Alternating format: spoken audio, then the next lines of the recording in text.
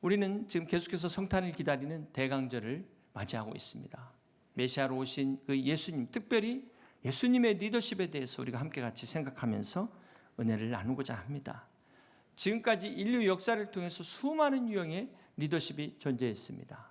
그 중에 여러분 서번 리더십 많이 들어보셨죠? 이거는 역사를 보면은 근래에서야 나온 이야기지만 사실 이 원조가 바로 예수님이십니다.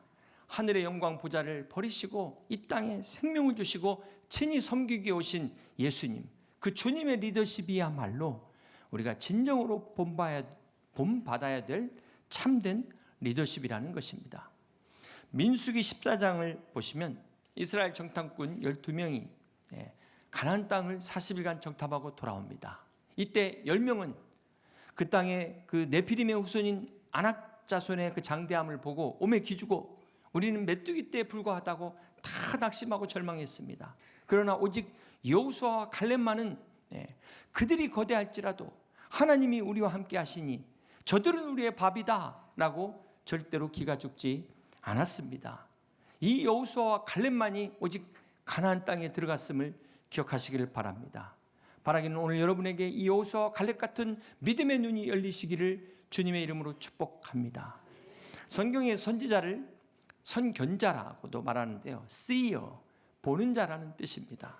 열왕기하 6장에 보면 이 선견자 엘리사가 아람 군대의 포위를 받게 됩니다. 아람의 수많은 군대들이 엘리사를 잡기 위해서 그를 포위했을 때 이것을 본 사환은 두려워서 떠는데 엘리사는 전혀 두려워하지 않는 것입니다. 그 이유가 뭘까요? 그것은 바로 엘리사의 영안이 열려서 그와 함께하는 불말과 불병거, 하나님의 천사가 자기를 보호하고 있는 것을 봤기 때문에 엘리사는 결코 그런 환경 가운데서도 두려워하지 않았습니다. 사랑하는 성도 여러분, 오늘 여러분이 두려워하는 것이 무엇입니까? 그 두려워하는 것만을 보지 마시고 여러분의 영안이 열리시고 믿음의 눈이 열려서 하나님이 여러분을 보호하시는 하나님의 천군 천사를 볼 수 있는 여러분 되시기를 주님의 이름으로 축복합니다. 삼중고의 장애를 가진 헬렌 켈러가 한 말 중에 이런 말이 있습니다. 시력이 있지만 비전이 없는 것이야말로 가장 불행한 삶이다. 그렇습니다. 사랑하는 성도 여러분, 우리가 보는 눈이 있는데도 이 비전이 없다면 여러분 이것은 정말 불쌍한 삶이 될 수밖에 없습니다. 오늘 여러분에게는 어떤 비전이 있습니까? 이 꿈이라는 것, 이것도 자신을 위한 것은 이걸 비전이라고 말하지 않습니다. 이것은 야망이에요.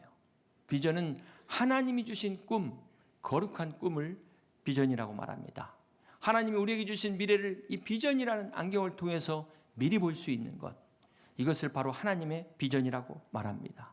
2000년 전 예수님께서 이 땅에 오신 목적이 오늘 우리에게 생명을 주고 이 하나님의 나라를 보여주시기 위하여 이 땅에 오셨습니다.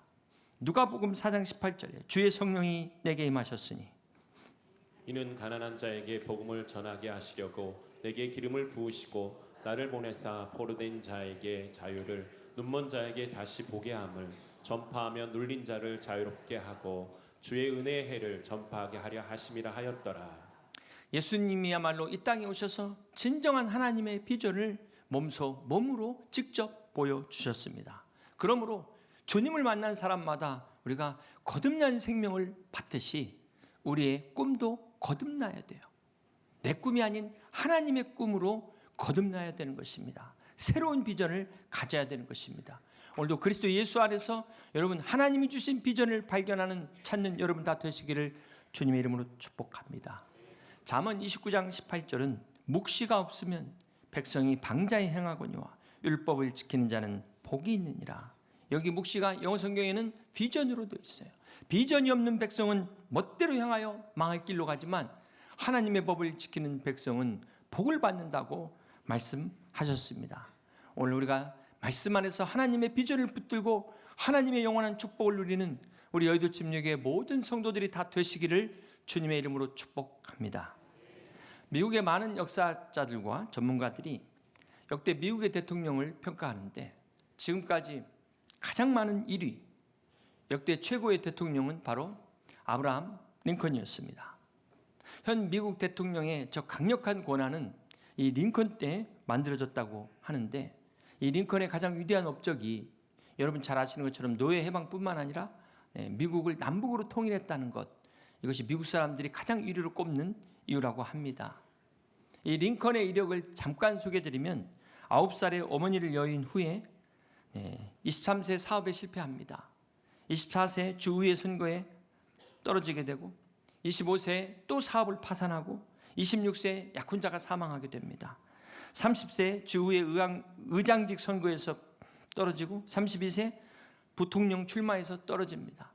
35세 하원의원 선거에서 낙선하고 36세 하원의원 공천에서 탈락하고 40세 하원의원 재선거에서 낙선합니다. 47세 상원의원 선거에서 낙선하고 48세 부통령 후보에서 낙선하고 50세 상원의원 출마에서 낙선합니다. 이게 링컨 대통령의 이력이에요. 그럼에도 포기하지 않고 그는 마침내 제16대 미국 대통령에 당선됩니다. 링컨이 이렇게 많은 실패에도 끝까지 그가 무너지지 않고 일어설 수 있었던 비결이 무엇일까요? 그의 어머니 낸시 행크스 링컨은 독실한 침례교 신앙인입니다. 어려서부터 링컨에게 신앙을, 성경책을 유산으로 물려주었다는 일화를 우리는 너무나도 잘 알고 있습니다. 사랑하는 성도 여러분, 혹 실패 가운데 낙심하고 있지는 않으십니까? 시편 119편 18절에 내 눈을 열어서 주의 법에 기이한 것을 보게 하소서. 오늘 우리가 어떤 고난과 역경과 실패 가운데 있다 할지라도 이 시간 믿음의 눈을 열어서 하나님의 기이한 역사를 볼 수 있는 여러분 다 되시기를 주님의 이름으로 축복합니다. 두 번째로 우리가 생각해 볼 것은 오늘 본문 마태복음 20장 26절을 함께 봅니다. 너희 중에는 그렇지 않아야 하나니 너희 중에 누구든지 크고자 하는 자는 너희를 섬기는 자가 되고 너희 중에 누구든지 으뜸이 되고자 하는 자는 너희 중에 종이 되어야 하리라. 인자가 온 것은 섬김을 받으려 함이 아니라 도리어 섬기려 하고 자기 목숨을 많은 사람의 대속물로 주려 함이니라. 하나님의 독생자이신 예수님께서 이 땅에 오신 목적은 우리에게 영생을 주시기 위하여 이 땅에 오셨다고 말씀합니다. 예수님을 킹 서번, 섬기는 왕으로 오셔서 섬김의 삶을 사셨습니다. 미국의 유명한 신경정신과 의사이며 베스트셀러 작가인 스캇 팩은 그가 예수님을 믿게 된 동기를 수많은 종교를 연구하다가 자기가 예수 그리스도를 영접하게 되었다라고 이야기합니다. 그가 많은 종교들을 연구했는데요. 모든 종교들을 다 보면서 그들이 주장하는 신들 중에 오직 희생하는 신, 진정으로 사랑하는 신은 예수님밖에 없었다는 겁니다. 모든 종교에는 이 추종자들이 있잖아요. 또 교리가 있고. 그런데 정작 자신을 희생하는 그 신은 예수님밖에 없었다. 그래서 내가 예수님을 믿는 크리스찬이 되었다라고 고백을 하고 있습니다. 그렇습니다. 사랑하는 성도 여러분, 우리 예수님은 하나님이십니다. 그 하나님이 죄로 인해 영원히 죽을 수밖에 없는 우리 인생들을 불쌍히 여기셔서 살리시고 회복하시기 위하여 친히 이 땅에 오셨습니다. 만왕의 왕이신 예수님께서 섬김의 본을 보이기 위하여 이 땅에 오신 사건이 바로 성탄절입니다. 빌립보서 2장 6절에 그는 근본 하나님의 본체시나 하나님과 동등됨을 취할 것으로 여기지 아니하시고 오히려 자기를 비워 종의 형체를 가지사 사람들과 같이 되신 임마누엘의 사건이 바로 이 성탄의 사건입니다. 예수님만이 우리의 진정한 리더이십니다. 예수님만이 살아계신 우리의 영원한 리더가 되시는 것을 믿으시기를 바랍니다. 마가복음 10장 42절을 보면 예수께서 불러다가 이르시되 이방인의 집권자들이 그들을 임의로 주관하고, 이 주관한다는 말이 표준 세번역에 보면 마구대리 누르고 이렇게 표현하고 있어요. 한마디로 세상의 리더십은 위에서 누르는 리더십입니다. 오늘 본문에 바로 앞에 일어난 사건이 어떤 사건이냐면 예수님의 제자인 세베대 아들 야고보와 요한의 어머니가 예수님께 간구하는 내용이 나와 있습니다. 우리 20절 한번 같이 보실까요? 그때 세베대 아들의 어머니가 그 아들들을 데리고 예수께 와서 절하며 무엇을 구하니 예수께서 이르시되 무엇을 원하느냐 이르되 나의 이 두 아들을 주의 나라에서 하나는 주의 우편에 하나는 주의 좌편에 앉게 명하소서. 이 어머니가 이때부터 치맛바람이 있었어요. 주님 정권을 잡으시면 주님 뭔가 하실 것 같은데 내 이 두 아들을 하나는 좌의정 우정에 앉혀, 이게 청탁입니다. 이게 청탁. 과연 야고보와 요한의 어머니만 이렇게 생각했을까요? 자, 이걸 듣고 다른 제자들이 분노했다. 다 똑같았다는 거예요. 이렇게 세상의 관심은 어떻게 한 자리 할 수 없냐? 어떻게 나도 저기 한번 껴봐서 어떻게 한 자리 못 하겠나? 여기에만 관심이 있다는 거예요. 그런데 주님은 지금 자신을 뭐라고 말씀하십니까? 인자라고 말씀하십니다. 인자가 온 것은. 이 인자가 뭘까요? 가끔 어떤 분들이 인자 이렇게 말씀하시는데 그 인자가 아니고 이 인자는 하나님의 아들이 인간의 아들로 오신 것을 말씀합니다. 하나님의 아들이 왜 인간의 아들로 육신을 입고 오셔야 되는지 예수님의 사명을 말하는 호칭이 인자예요. 주님은 하나님의 우편의 영광의 보좌를 포기하셨습니다. 그리고 기꺼이 사람의 아들로 인자로 오셔서 우리에게 영원한 생명을 주셨습니다.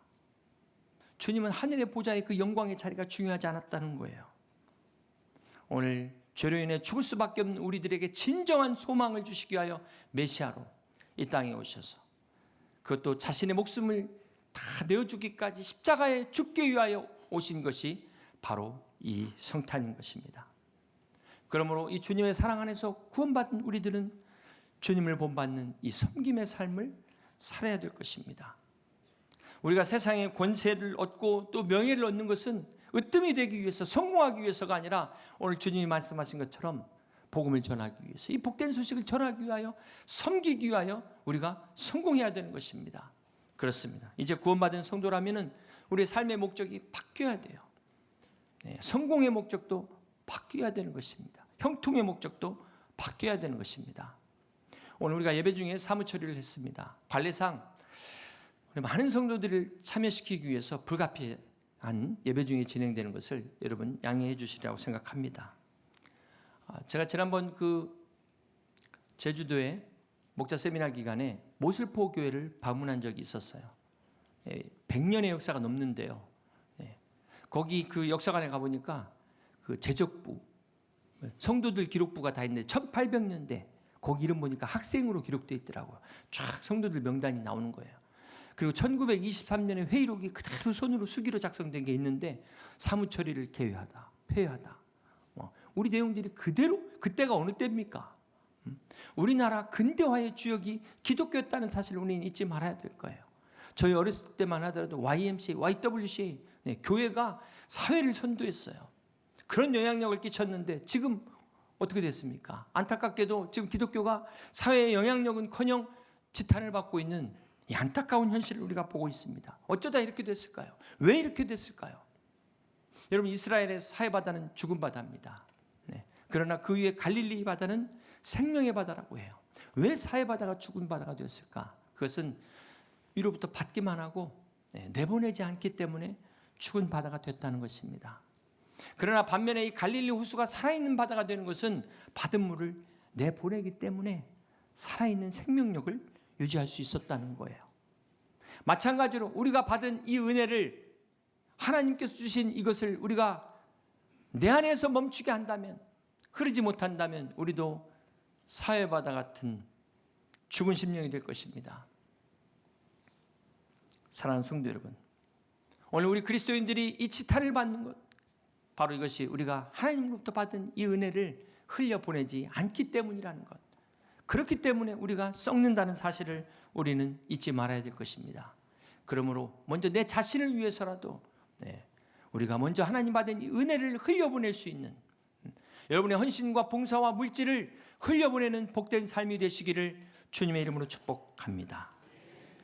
미국의 하버드 대학의 교수였던 헨리 나우엔 박사가 갑자기 어느 날 교수직을 사임하고 정신박약자 수용시설의 직원으로 들어간 게 신학계의 화제가 되었습니다. 세계적으로 유명한 신학자입니다. 그에 져서 20여 권은 모두 다 베스트셀러입니다. 그가 자신의 명예와 이 높은 이 보수와 특혜를 보장하는 하버드 대학의 교수직을 버리고 정신박약자 시설에 가서 장애 아이들을 돌보는 것에 대해서 사람들이 어떻게, 왜 그럴까? 많은 사람들이 궁금해했습니다. 그렇게 몇 개월 동안 침묵을 지키던 헨리 나우엔 교수는 예수의 이름으로라는 책에 이렇게 대답을 했습니다. 그가 어려서부터 천재와 신동으로 불리면서 하버드 대학의 교수까지 올라왔고 그동안 오직 성공을 향하여 꼭대기를 향하여 오르막길을 추구하던 어느 날 정신박약자 이 아담이라는 작은 아이를 만났을 때 그 아이를 통해서 예수님을 발견한 겁니다. 오르막길에서는 보이지 않았던 예수님을 내리막길에서 만날 수 있었다라고 이야기합니다. 사랑하는 성도 여러분, 혹시 오르막길에서 예수님을 찾고 있지는 않습니까? 우리 주님이야말로 가장 높은 하늘 보좌에서 가장 낮은 길로 내려오셨어요. 이것이 은혜입니다. 은혜는 위에서부터 아래로 흐르는 곳에 있습니다. 사랑의 주님이 우리를 위하여 친히 기꺼이 내려오신 것처럼 우리도 오르막이 아닌 내리막을 선택할 수 있는 은혜가 있으시기를 주님의 이름으로 축복합니다.